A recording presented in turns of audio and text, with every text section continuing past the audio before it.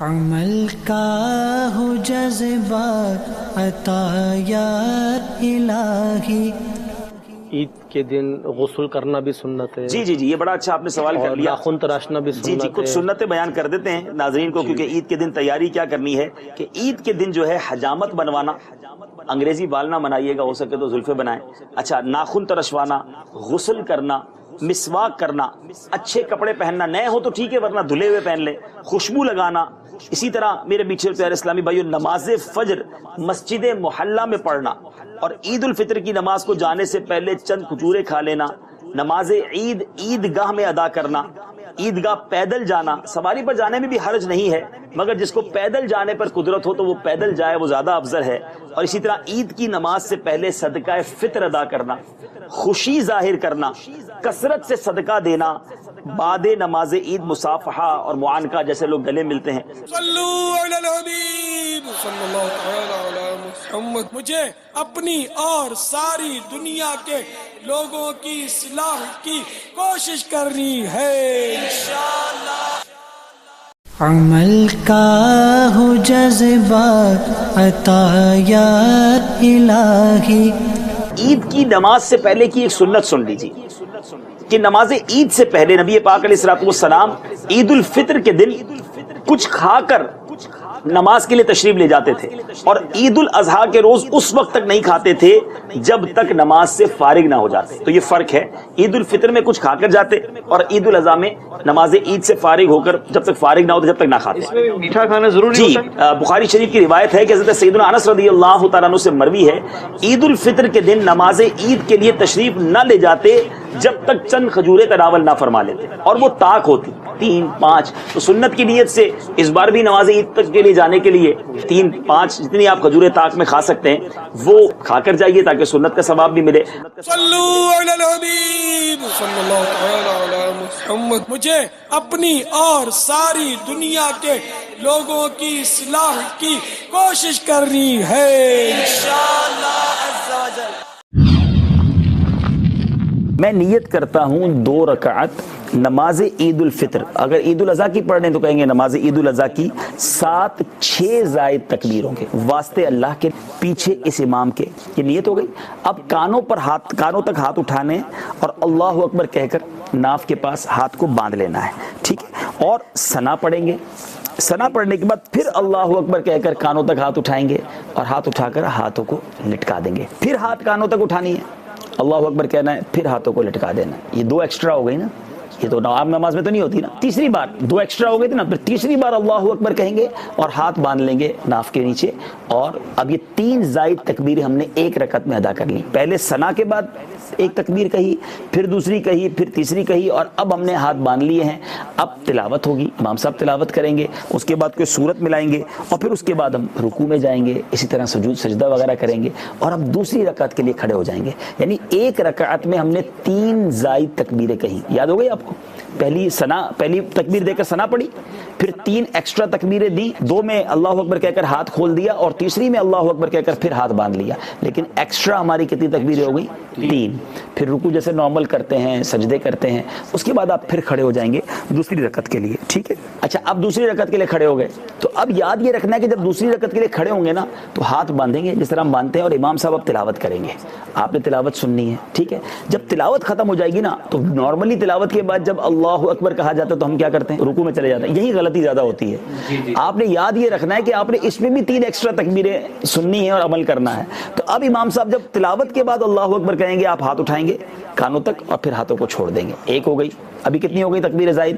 4۔ اب 5ویں امام صاحب تکبیر کہیں گے، آپ نے پھر تکبیر کہنا ہے، پھر ہاتھوں کو چھوڑ دینا ہے۔ اب کتنی زائد ہو گئی؟ 5 ہو گئی، ٹھیک ہے؟ اب 6ٹھی تکبیر جو ہوگی اللہ اکبر امام صاحب کہیں گے، آپ پھر ہاتھوں کو اٹھائیں گے اور پھر ہاتھ کو نیچے لے آئیں گے، ٹھیک ہے؟ 6 ایکسٹرا تکبیریں ہو گئیں۔ اب جب امام صاحب اللہ اکبر کہیں گے تو آپ ہاتھ نہیں اٹھائیں گے، آپ رکوع میں چلے جائیں گے، کیونکہ وہ رکوع میں جانا آپ کا نارمل طریقہ تھا۔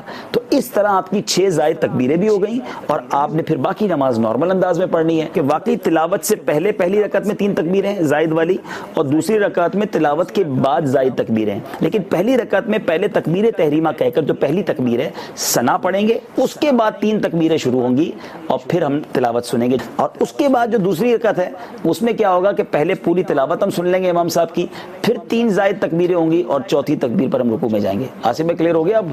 صلو علی الحبیب صلی اللہ تعالی علی محمد۔ مجھے اپنی اور ساری دنیا کے لوگوں کی اصلاح کی کوشش کرنی ہے انشاءاللہ۔ یہ جو عید کے 3 دن ہے نا، یہ سب سے زیادہ مشکل ہوتا ہے۔ جو ان 3 دنوں میں نماز پر پابند رہا نا، مسجد کی چھٹی نہیں کی، اس کے بعد وہ پابند ہو جائے گا انشاءاللہ، کیونکہ یہ 3 دن شیطان بہت زور لگاتا ہے، شیطان کے چیلے بھی بہت زور لگاتے ہیں۔ میں آپ کو ایک بات بتاؤں، امیر اہل سنت جو ہے نا، بانی دعوت اسلام، یہ کمال کی شخصیت ہے، ان کی باتیں بہت ساروں کو بہت بعد میں سمجھ آتی ہیں۔ میں اپنی بات کرتا ہوں، جب بہت پہلے امیر اہل سنت نے ایک اعلان کیا تھا کہ عید کے 3 دن مدنی قافلے میں، میں بولوں یار اعتکاف 10 دن کیا، عید تو گھر والوں کے ساتھ منانے دو، عید بھی قافلے میں نہیں، عید 3 دن مدنی قافلہ۔ اچھا اس کو سمجھ نہیں آئی، بعد میں سمجھ آئی کہ کیا کمال کا پلان ہے بھائی، ان 3 دنوں میں تو شیطان اور برے دوست گناہوں کی طرف لے جاتے ہیں، کہتے ہیں سیلاب آئے طوفان آئے تو سائڈ پہ ہو جاؤ، ریلا گزر جائے گا تم بچ جاؤ گے، یہ 3 دن گناہوں کا ریلا آتا ہے۔ سبحان اللہ، میرے مرشد کہتے ہیں 3 دن مدنی قافلے میں چلے جاؤ، اللہ کے گھر میں بیٹھ جاؤ، گناہوں کا ریلا گزرنے دو، چوتھے دن سارے دوست کام کاج پہ لگ جائیں گے، اب کسی کے پاس اتنا ٹائم نہیں ہوگا، تم بھی آگے اپنے کام کاج پہ لگ جاؤ گے، تو وہ گناہ والا جو سیلاب ہے نا اس سے بچ جاؤ گے۔ تو یہ کمال کا انداز ہے۔ میں آپ کو بھی مشورہ دیتا ہوں، اگر ممکن ہے تو عید کے 3 دن مدنی قافلے میں، اور اگر نہیں جا رہے تو برے دوستوں میں نہیں، غلط کاموں میں نہیں۔ ہاں اسلام سیلیبریشن کو منع نہیں کرتا، خوشیاں منائیں، عید کی مبارکباد دیں، مٹھائی کھائیں، اچھے کپڑے پہنیں، کھانا کھلائیں، تحفہ دیں، عیدی لیں، عیدی دیں، نو پرابلم۔ اب میں ایک جملہ سکھانا چاہتا ہوں، آج کے بعد یہ نیت کر لو، زندگی میں جب بھی خوشی مناؤں گا ایسے مناؤں گا کہ میں بھی راضی، میرے گھر والے بھی راضی، میرے دوست بھی راضی، میرا رب بھی راضی۔ واللہ تم یہ خوشی منا کے دیکھ لو، اللہ تمہاری خوشیوں کو ملٹی پلائی کر دے گا، اللہ تمہاری خوشیوں کو باقی رکھے گا۔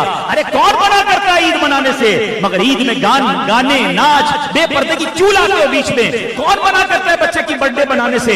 بناؤ برتھ ڈے، کھلاؤ کھانے، پہنو اچھے کپڑے، گفٹ بھی دو، کوئی پرواہ نہیں ہے، لیکن اس میں کیوں ناچ گانے، کیوں میوزک کو شامل کرتے ہو؟ ارے نعت خوانی کر لو، بچے کی سالگرہ کی خوشی میں قرآن خوانی کر لو، اللہ کا ذکر کرو۔ عقل تو یہ کہتی ہے وہ عطائیں بڑھائے ہم سجدے بڑھائیں، وہ عطائیں بڑھائے ہم صدقے بڑھائیں، مگر ہو یہ گیا کہ وہ عطائیں بڑھاتا ہے ہم خطائیں بڑھاتے ہیں۔ نہ کرو ایسا۔ اس عید کو یہ ثابت کرنا ہے آپ نے اور مجھے کہ میں نے اب خوشی ایسے منانی ہے کہ میں بھی راضی، میرے دوست بھی راضی، میری فیملی بھی راضی، اور مجھے عید کی خوشیاں دینے والا میرا رب بھی راضی۔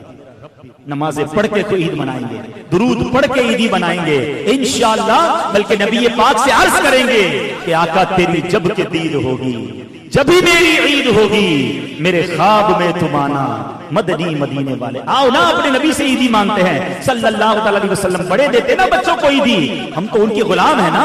ایسی نمازیں پڑھ کے درود پڑھ کے آقا سے رو رو کر عرض کرنا کہ حضور آج عید کا دن ہے اور آپ نے ہمیں عیدی میں اپنا عشق دینا ہے، اپنی غلامی کی خیرات دینی ہے، اور حضور ایسا کرم کر دیں کہ ہمیں اپنے دید کی عیدی عطا فرما دیں۔ تو یہ فلمیں دیکھ کر تو دیدار مصطفیٰ نہیں مانگو گے نا، آنکھیں گندی کر کے کیسے دیدار مصطفیٰ کی خیرات مانگو گے؟